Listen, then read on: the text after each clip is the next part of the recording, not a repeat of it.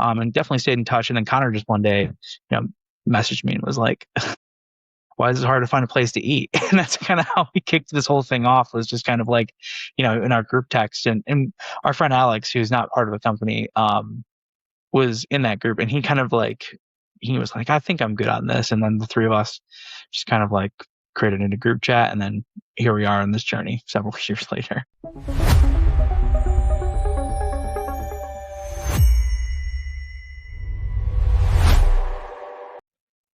All right, everybody, welcome to the Start to Scale podcast. I am your host, Tyga Gamble. I'm super excited for today's guest. His name is Cody Graham. He is the founder and chief operating officer of SoGo. And on top of that, he's also a Gilder member. So super excited today. But Cody, if you can give our listeners just a quick background introduction of yourself, that'd be fantastic. Yeah, I appreciate the introduction. I am the chief operating officer and also head of product at Some Good People Inc., our parent company, and our app is SoGo. I've been in the product development space for my entire career, essentially, and I've just kind of taken the leap in entrepreneurship, which I'm sure we're going to get into and I'm very excited to talk about. But I like building products for people, and I like building products that work well and improve people's lives. And I think this is just like the modern way we do that, the modern way to start a company, and the modern way to grow both personally and professionally. So I'm very excited to be a part of the Gilder community. And yeah, just excited to be here, and thank you again for having us. I really appreciate it. Of course, Cody, I am grateful that you're on the podcast as well. I want to take a step back and talk about, you and your adolescence. First off, where are you from originally? Are you from Chicago? I'm actually from Michigan originally, Lansing, more specifically. I went a whole 20 minutes to college at Michigan State. I actually met two of my other co-founders, Joe Shaner and Connor Musachuk. And yeah, we just kind of met there and started to get this thing going. So I'm actually Michigan through and through. Got it. And I don't know too much about Michigan State. I know University of Michigan is like one of the best engineering schools in the entire country. I know Michigan State's also amazing. People would say that. Say what? But so some people would say that, but no, I'm just kidding. It's a wonderful school. But yeah, we are actually a top 20 business school in the country, and both Connor and I went there, and then Joe went there for computer science and engineering. Connor and I actually met on a study abroad in Scotland through the business college. So very, very much a part of our origin story for this entire product is us happening to just randomly get paired up on a flat in Scotland, and then that turned into friendship, and then that turned into business. You never know the winding path it's going to take you. But yeah, I've been in Chicago for about 7 years. April 2019 will be when I moved to Chicago. Super serendipitous on how you met your business partners. So when you're at Michigan State University, right when you started, did you always think that you wanted to be an entrepreneur and be a builder and creator?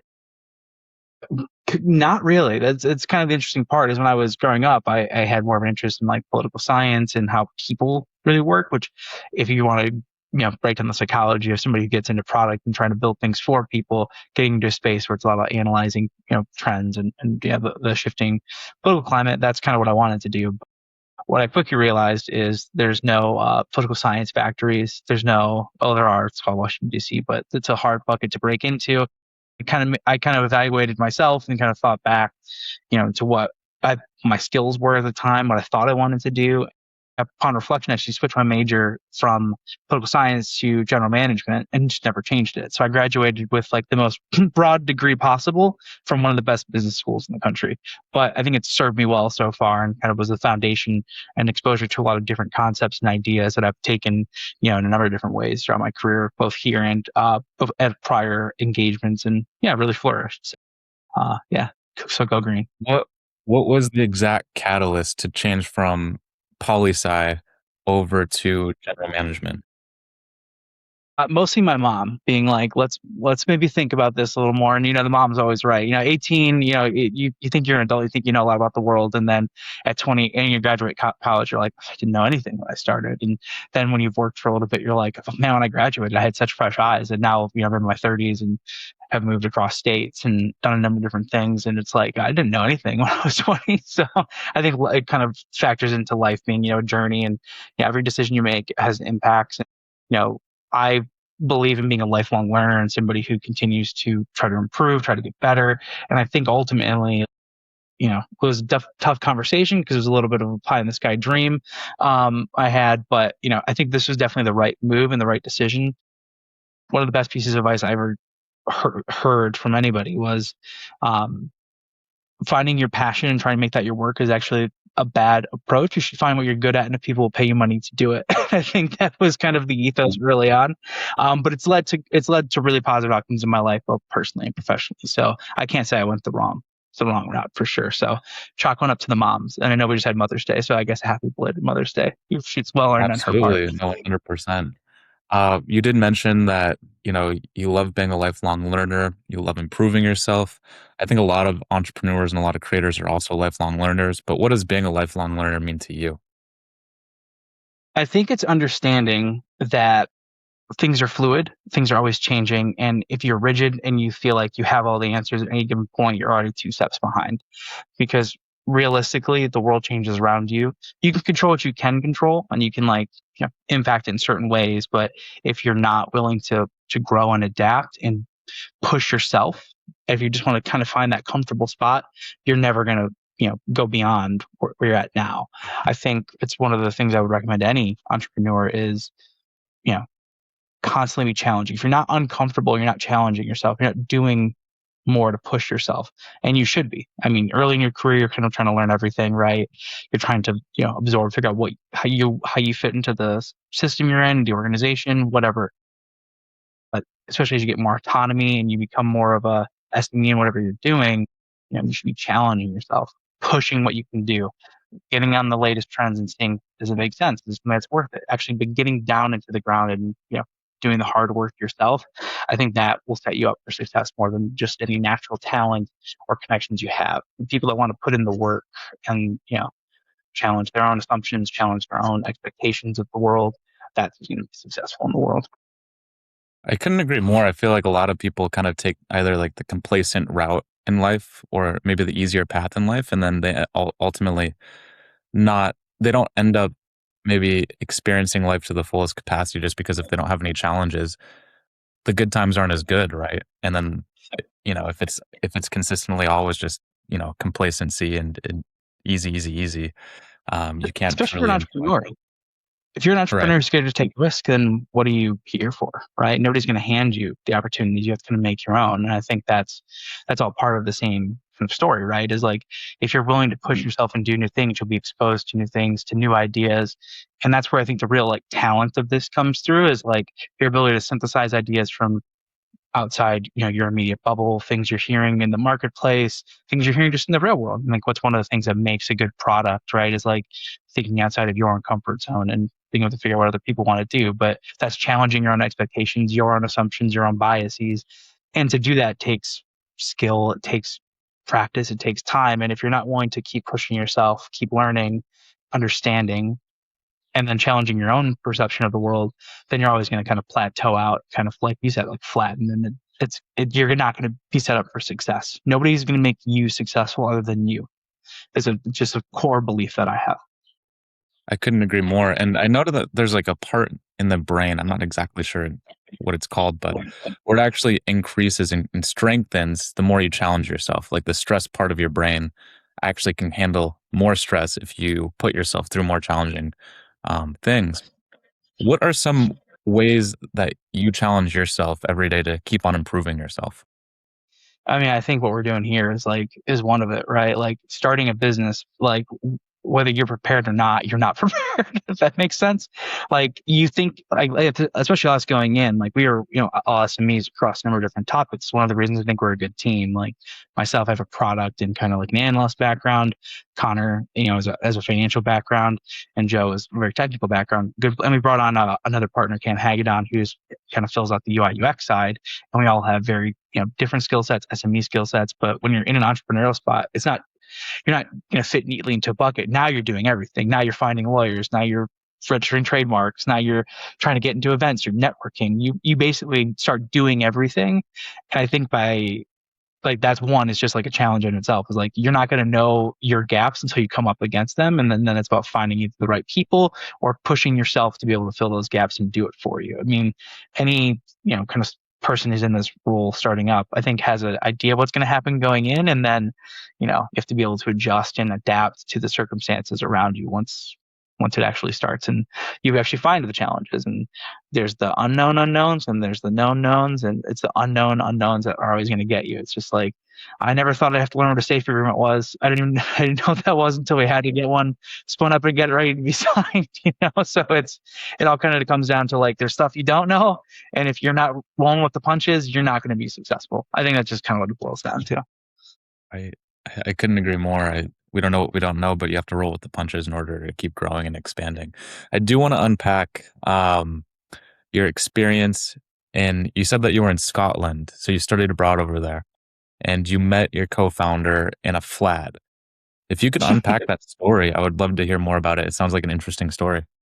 There's an abridged version I'll tell you, maybe some other time. But yeah, the short version is I realized when I was a junior going into my senior year that I was going to fall a few credits short of graduating with exactly the amount of credits I needed. So I needed to take a few more summer classes, and I thought to myself, I should take advantage of the wonderful study abroad opportunities at Michigan State. So I was the last person accepted into this program. It was kind of on the fly. I was looking at options, and I was like, I'm going to be honest, this is an English-speaking country that's going to be a pretty light gap to kind of go there and just have a good time and experience something new. And and travel was the first time I'd ever flown on a plane. Was actually flying to Scotland, so it was like a big leap of faith in itself. And because I was the last one in, I didn't know anybody going into the program. I just kind of was the one who filled the gap in whatever the flats were. So we each had our own bedroom, but we shared the common living space, common kitchen, and it was 5 to a flat. And I just happened to be paired up with Connor, and he was roommates with Joe, and they'd met earlier. And then I met Joe through Connor, and then we became fast friends. I mean, we spent about a month in Scotland and got into quite a bit of adventures. But yeah, I mean, it was a fantastic experience. We stayed close. We actually Connor and I worked together at our first jobs out of college, and definitely stayed in touch. And then Connor just one day, messaged me and was like, why is it hard to find a place to eat? And that's kind of how we kicked this whole thing off, was just kind of like, in our group text. And our friend Alex, who's not part of the company, was in that group. And he kind of like, he was like, I think I'm good on this. And then the three of us just kind of like created a group chat. And then here we are on this journey several years later. What's it like starting a business with some of your best friends from college? I'll say there's good and bad. You know too much about each other and not enough, if that makes sense.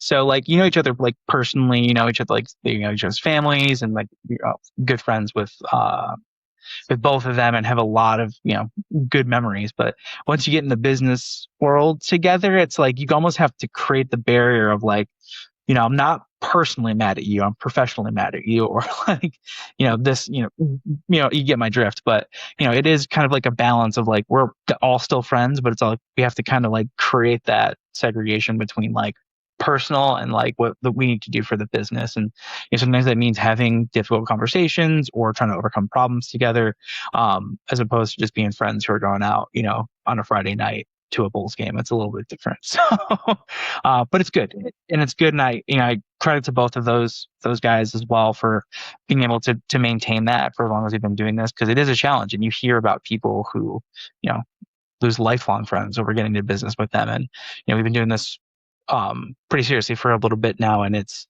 refreshing that we all still like each other. That's fantastic to hear, because I know sometimes best friends get into business, and maybe one of the friends is doing a lot more work than the other friend, and it's hard to hold that friend accountable just because you guys are already good friends. What are some maybe boundaries or some rules that you have in place in order to make sure that all three, you, Joe, and Connor, are holding each other accountable to make sure that the needle's continually moving? Yeah, I think it's a great avenue to explore. For us, it's just being able to have a adult conversation, and be able to have something that's professional and doesn't impact like the personal life, where it's hey, we needed this. This is not like anything against you personally, but like just we needed this, whatever it is, right? But I think if you're not in business and able to do that with anybody, whether you're friends or not, like you should be able to say that to somebody you're working with on a project. Doesn't matter the relationship you have, right? So I think it speaks to how professional all of us are. And I would include Cam in that as well, who has been with us for a while now. So the four of us, I think, have a good balance. And we make sure that we don't take things personally and that we, are very clear that, when we're giving constructive criticism on work, it's not a personal attack. It's just we're all, single-minded towards the goal of making this company successful.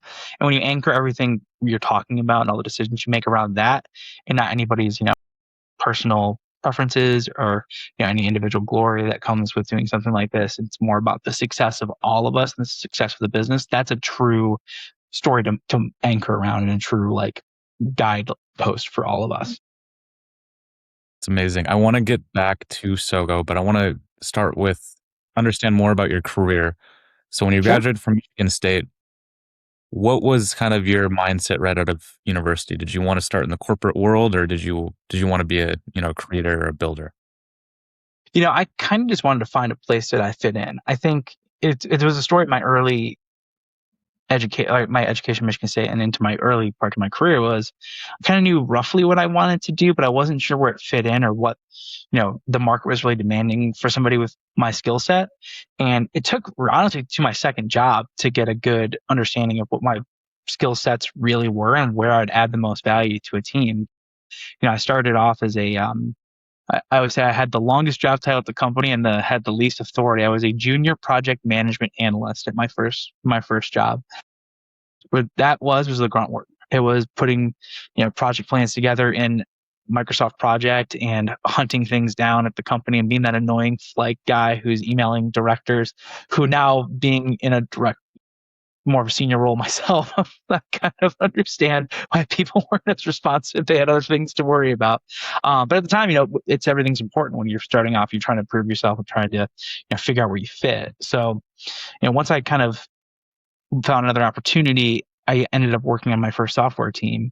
And that's where I kind of transitioned to more business analyst, where I was looking at broader problems and trying to tackle them. And I had a great experience doing that. I got embedded in the requirements process from a very early stage. And it was, user journey mapping, excuse me, like deep requirements, like thick business requirement docs. I think we had 12 within my first project, and they're about 40 pages each.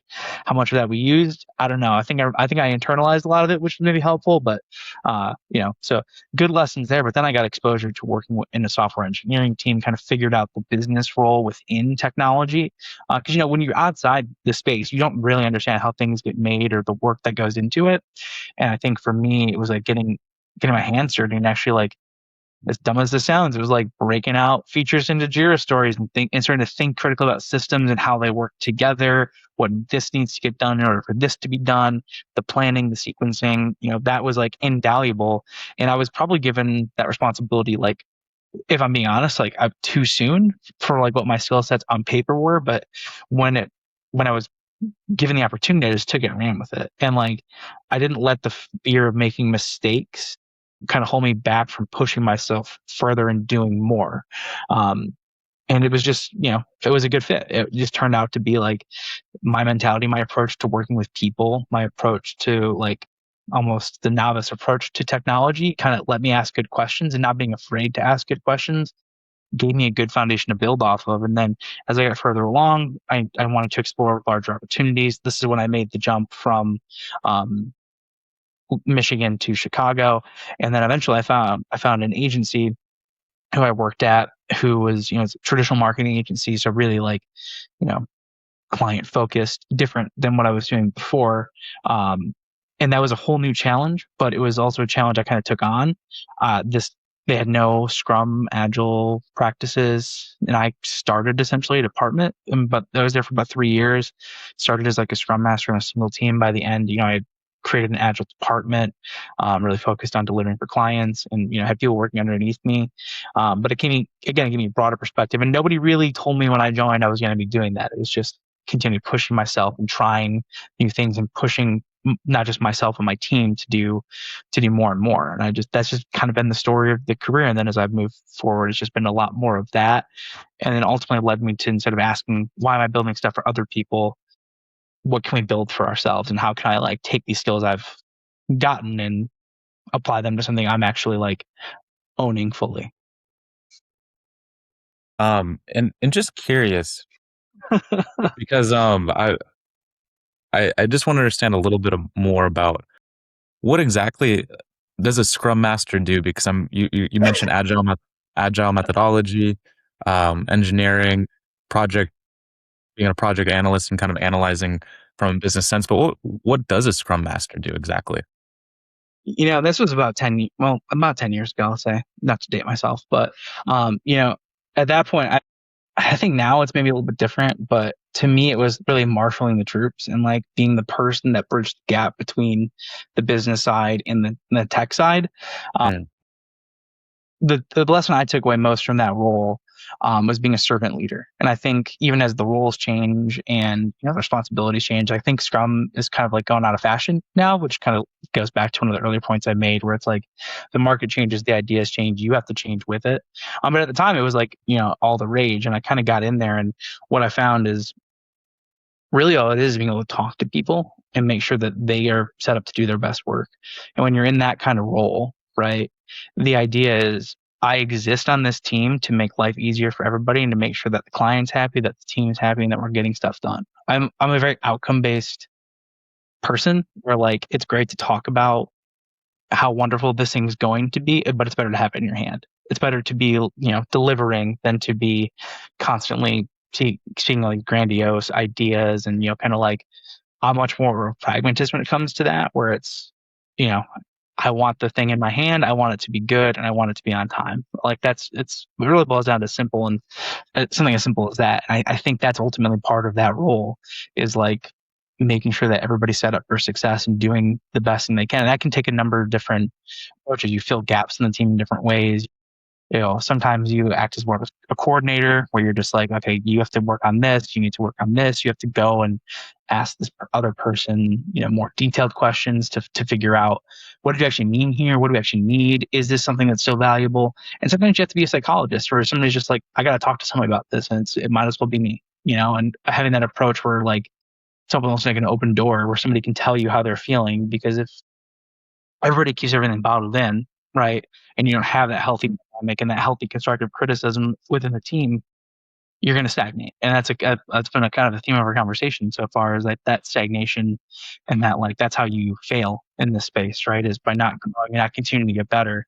And so if things are going unsaid or people are feeling a certain way, that's why people burn out. That's why people leave. So I think ultimately you kind of wear a number of different hats, but you're just there to make the team successful. And if you approach it from that team oriented mindset, I think that would really set you off on a really strong foundation, a strong path forward.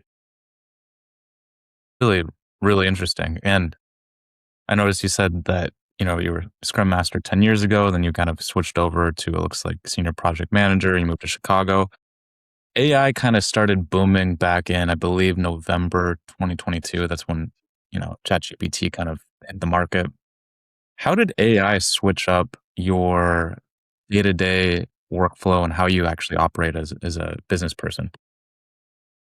AI is I don't think it's the end of the world technology. Also don't think it's something that's going to go away. I'm take the middle ground where it's a really great tool for people who know how to use it. And I think that's where a lot of like the fear mongering comes from. And I think eventually we'll kind of, as a market, correct to kind of see where AI fits in. But from where I'm at, like I try to use AI to do the things that prevent you from doing the real knowledge work. Um, so simple things like building a project plan or a roadmap, you can take the time to do it, and I have. Like that's one of the reasons I'm comfortable with technology, because I can see the output and quickly judge, is this good, is this accurate, and make the adjustments. It's really there to make my life more efficient, to make doing the things that will make us successful more efficient and less time consuming. To me, it's an accelerant for good ideas. And when you approach it like that, as a tool and an instrument to get the vision from your head to people's hands, that's the most successful way to use it. I think it's fantastic for certain things like coding. We've seen that with the explosion this year in particular, and vibe coding. But again, something like a vibe coded app, like just knowing how the sausage gets made, like you can spit out a million different vibe coded apps, but is it secure? Can it scale? Is it stable? Those are questions that like somebody who's just jumping into this is not going to have good answers and hasn't been in the weeds or doesn't understand how these things work. And that's the value of having subject matter experts use these tools as opposed to the novices, right?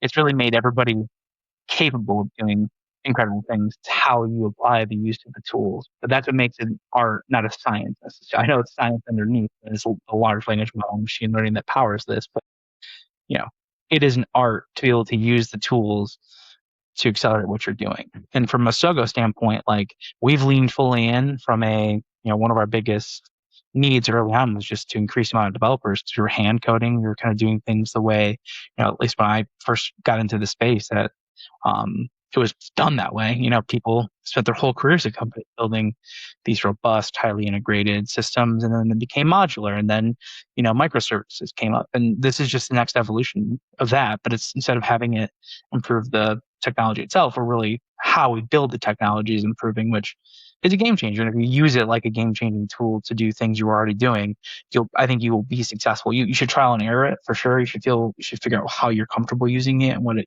how you can be best served for it. But I think anybody who ignores it is kind of doing themselves a disservice and is going to fall behind. But I think anybody who thinks that this can replace every single person, you're also setting yourself up for failure, if not in the short and the long term, because people are what makes these tools successful. Now, will some things change and there'll be new jobs that come out of this? Absolutely. But, I think it's all about how you apply the tool to the trade. And that's what makes it the secret sauce for who is going to be successful using it is how your background experience and knowledge blends with these amazing tools that are being developed and what you can do with it. But it really is in the hands of the user, not the technology itself. Couldn't agree more. Very well said on AI and how to utilize it and how to leverage it. I wanted to ask you, so you were basically in kind of the corporate world. Looks like, starting your career at Meridian, which is a huge company, DuPont. Um, Centene now. yeah, It's been bought several times. right, right. And, Fusion 92, which is a big marketing agency, is the director of product. What made you go from kind of being in these big corporate environments to actually having your own baby, like your own startup? I think it goes back to a lot of what we've been talking about, which is the challenge. The challenge of somebody not telling you if you're doing a good job, you having to figure it out. And I think above all else, it's made me better at what I do, having to do these things and not just think like getting almost out of like the feature build mindset, which when you start and you're handed a product or handed a project in a corporate like our company, you've got the ideas been filtered through client, through your leadership, through your department, and eventually it just kind of filters out to like, we need to build this in this time. Here's the dollars you have to work with. Here's the team. You're handed stuff and expected to manage. And those are valuable skills to have. And I appreciate everything that like has led me to this point. It's the true ownership and the like ideation and the decision making and the idea to just build the best product you can. Like that's what drives me. I want to use all the skills I have, push myself to do more, and deliver something that truly people haven't seen and makes their lives better. I think if you're building products that are just there to siphon money from people's pockets and to, make you successful and not, that two-way relationship with your customers, then you know, you may have the short wins, but like nobody's going to remember you, right? And people, what they will remember is like that app just was useless, right? And all I did was burn money, and it didn't make my life better, and you'll be forgotten. What I want to do is make a memorable product that markedly improves people's lives and gives them something that they don't have before. I think and going back to AI, our previous topic, like that is one of the best things about technology is now the idea that you had that would have taken a team of 10 to do, you can spin up a version quickly, showcase it, work with your friends on it. Like I just genuinely think like it enables people who have a vision and have something in their mind that they think can solve a problem to go try and do it. And that's that's part of our ethos at SoGo is like, it's one of our parent company's name is Some Good People. We call it SoGo because it's an abbreviation, but also because the idea is SoGo do something about what you want to do. Like it really is like there's a problem, so go tackle it. So go find a way to make it better, right? Like, and nobody's gonna do it for you. Like, it's in your head. It's what your world experience has led you to, right? Like the journey is part of the destination with all of this stuff. Where it's every step you've taken up to this point is what's gonna, you know, lead you to make good decisions or bad decisions, and being able to sort through those invaluable. But yeah, I think for me, what really just drives this to kind of take a long-winded answer and really break it down to something much smaller is I just want to build the best product I can for the most people. And I know it's not like the VC answer that they want. They want like a really narrow market focus, but I want anybody to look at something I built and just be like, this is a kick-ass product and this is something I want to use. And that desire to pull people in and make their lives better, it's what fuels me, honestly. Like I have always said that we are successful as soon as one person is satisfied with the product we built.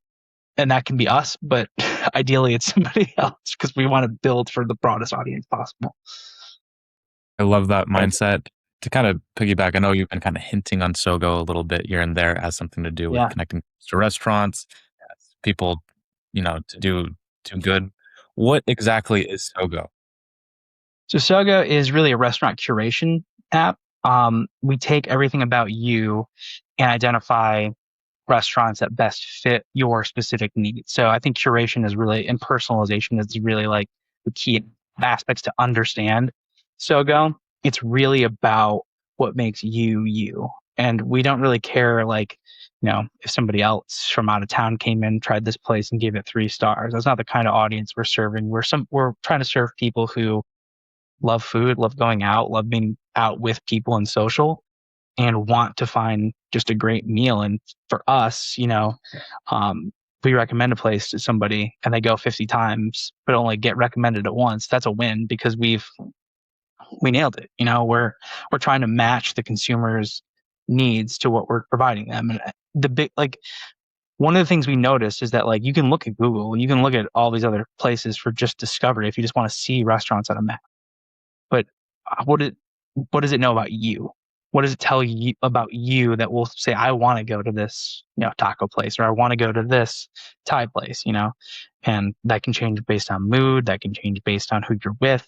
So really kind of taking all those factors in and generating just like, yes, we want to take the decision, not the decision making away, but like want to just remove the options, filter just stuff that's going to fit who you are and let you go there and decide, is it good, is it bad? And then over time that improves. And again, it goes back to that two-way relationship. Like the more you interact with us, the better the recommendations are, the better the recommendations are, the more benefit you get as a person. It's a really easy trade-off from our standpoint, where our service is there to make your life easier and better. It's, if you have a child that's, has a gluten intolerance, like not every place serves that. Not every place is, you can tell if they serve it, especially if you're on the road, you're in a new city, you don't know anybody who's been there before. You can be in a pretty tough spot. And those are real problems that people have. And I think rooting it into like what real everyday people go through. If you have a kid with a nut allergy, that's a big deal. Like food allergies, like the cultural aspect of it is too. If you keep kosher, we don't want you to go to a place that, breaks that, because that's important to you. And if it's important to you, it's important to us. And that's, I think, the secret sauce of Sogo, and what our name comes from, Some Good People, and why we're doing this is like to serve the people that use our app and trust us with, you know, learning about them, who they are, what they like, what they don't like. There's a vulnerability to that. And, really, like, it's a connection between us and the consumer that we want to foster and we want to grow. But we have to prove that what you're providing us is making your life better. And we're rooting the product in making our consumers' life better, matching their lifestyle. Very interesting. I think that this would be really applicable to people that are traveling too consistently. I think if you're going to a new Yeah. city, like New York or Tokyo or wherever, I think in Tokyo, there's like 67,000 restaurants and bars. I think New York has like 22,000 restaurants and bars. So like Yeah, on the how road to, will. right, Yeah, exactly, and how to maximize like, underappreciated people right. like yourself, right? I mean, you're always traveling everywhere, right? I think you're coming up to Chicago. So, we might see each other in person. There's a rumor We are going to of see each a. other in person. I'm going to be there the first week of June. So I'm definitely going to have to get your WhatsApp or get your number. I forgot, we're not in Europe or South America or wherever when he uses WhatsApp, but I'll have to get your number for sure, Cody, and get in touch with you. But yeah, I mean, for me, for example, like, going to Chicago for that week, I'd love to maximize my experience on the best restaurants, the best places to go. Yeah, If I'm with you, like, we'd probably want to have some place that matches us with our, I mean, I'm actually pretty used to finding places that fit people's dietary needs because my dad has celiac, my grandma has celiac. My dad also is the type of guy that doesn't like seed oils and things like that. He likes places that only yeah, use beef tallow. So like using something like SoGo would be incredible for folks that are traveling. So I see that as a huge market, to be honest. Like a lot of nomads or a lot of people that are just going to business, going for the weekend to certain conferences and things like that. Like, it's a fantastic product for that. What are your goals with Sogo? And are you looking to just stick with kind of the restaurant and food business, or are you looking to expand more into kind of being a tailored concierge for events and other things? Right now we're really focused on restaurants and growing that part of the business. We are um, launching an updated version of our app in July and hoping to get, a lot of feedback from our Zogo community who we sincerely appreciate and, like cannot do this without them. But then the idea is to kind of let it loose and just like see where it goes with the current version. We're already kind of thinking long term about some ideas that will make this better and some ways that we can continue to improve for our long-term vision. As of now, the idea is really to stick around like community focus and, restaurants like that first piece, but, certainly like events will be a big part of this and like planning your evening around where you're going and what you like. So starting to evolve the product to really be more beyond restaurants is kind of our long-term vision.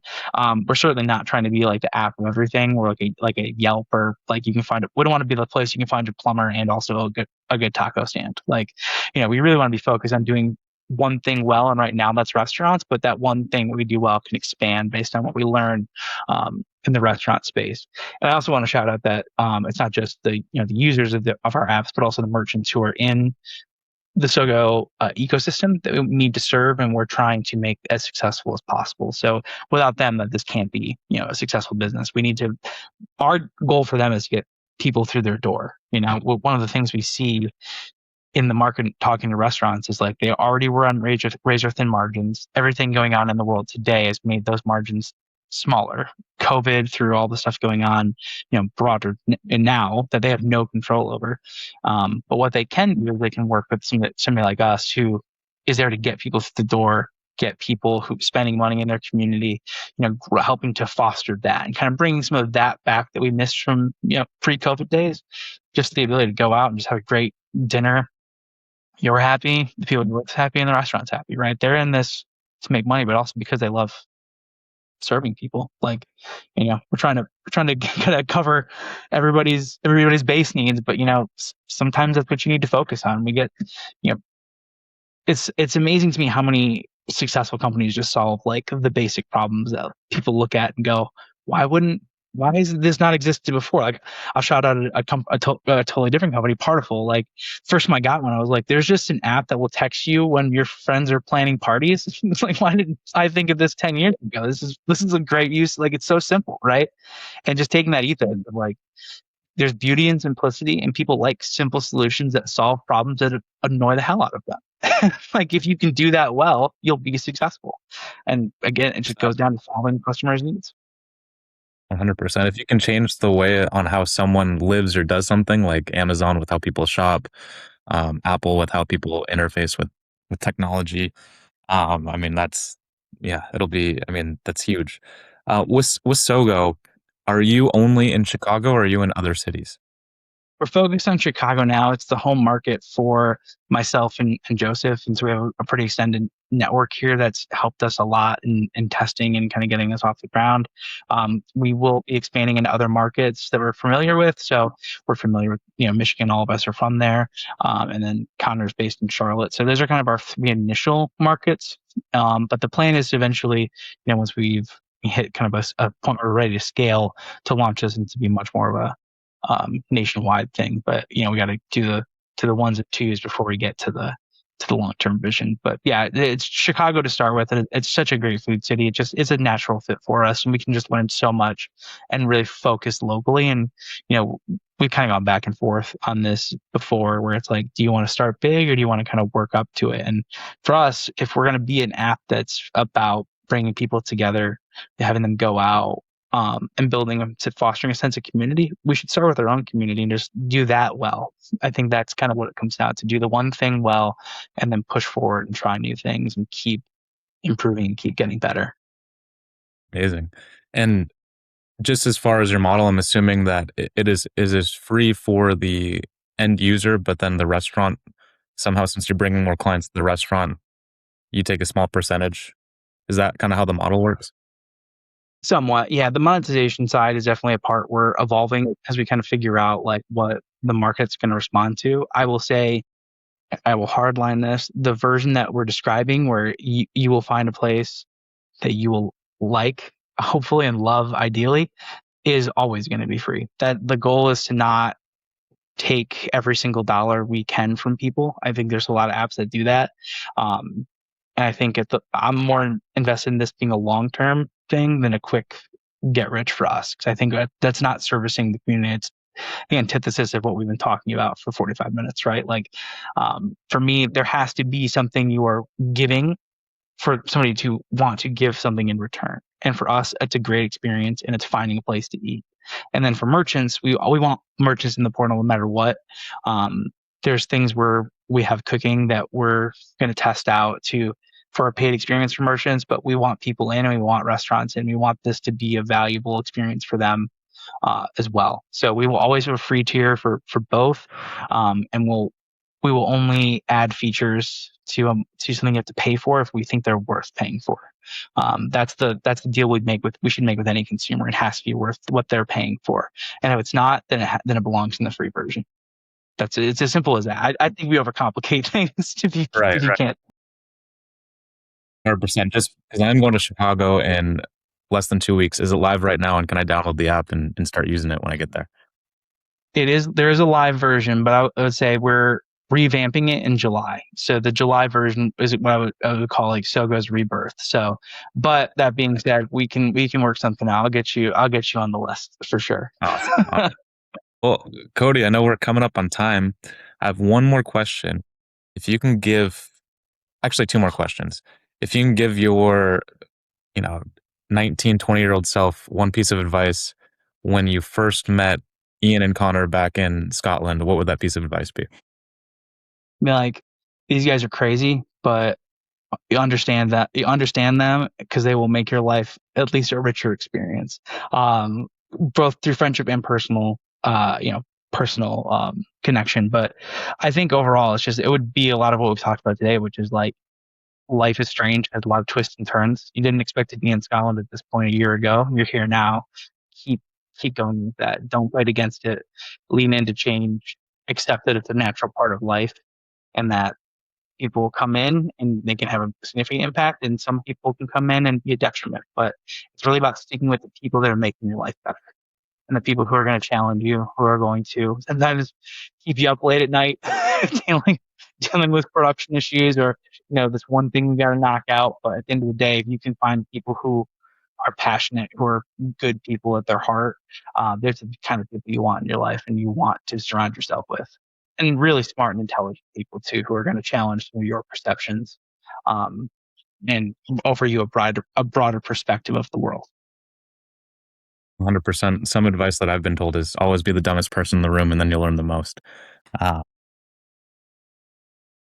yeah, yeah, yeah. And one more thing, Cody, any words of wisdom or advice you'd like to drop to our community? keep the main thing, to quote the Super Bowl 59 MVP Jalen Hurts. There's going to be a lot of distractions along the way. Especially as what we found is as soon as you jump into the entrepreneurial space and you tell somebody your idea, everybody has an opinion, good, bad, everything in between. And you will get opinions that you are like, I'm killing it. And then you'll get opinions that are like, I don't think I even know what we're doing anymore. Like, is this even worth my time? But I think at the end of the day, whatever your main focus is, you kind of have to pick a path and go. It's really, I think, down to there's three outcomes, right? You want to have the right decision, that's the best outcome. The wrong decision is actually the second best outcome because you can learn from a wrong decision, and no decision is the worst possible outcome, right? You can get inundated with all this stuff and just be frozen with decision paralysis. But if you have an idea, be open to feedback, take the feedback that's good, that you agree with, that you think is right, but ultimately, like, stay focused on the main thing. And if you have a goal, go for it. Like, there's no reward without the risk, right? And that's what it boils down to. Keep learning, keep growing, keep challenging, but you have to be the one that decides. So it's that's kind of a good capstone for our conversation, where it's like, yes, you should be continually learning, you should be pushing yourself, surround yourself with good people, and all those things will become easier. And then have a vision and have a focus and try to execute it. And you may fail along the way, but at least you'll have failed doing what you're passionate about, what you want to do. Amazing, Cody. Very good advice. And it kind of caps off our whole entire conversation. Be around the right people, work hard, focus on the main problem that you're solving. Really appreciate your time today, Cody, and thank you for being a fantastic guest on the Start to Scale podcast. Of course, I can't wait to listen to it, and appreciate the time, and sincerely appreciate the Gilder community. And I'll shout out Brian. I know he's not on here, but he has been like just a great ear and a great person to connect with. So I'll give him a shout out because he'll probably hate that. I hope it stays in the I'm going to shout out Brian too for being an amazing partner. And Cody, thank you. Appreciate it. Thank you.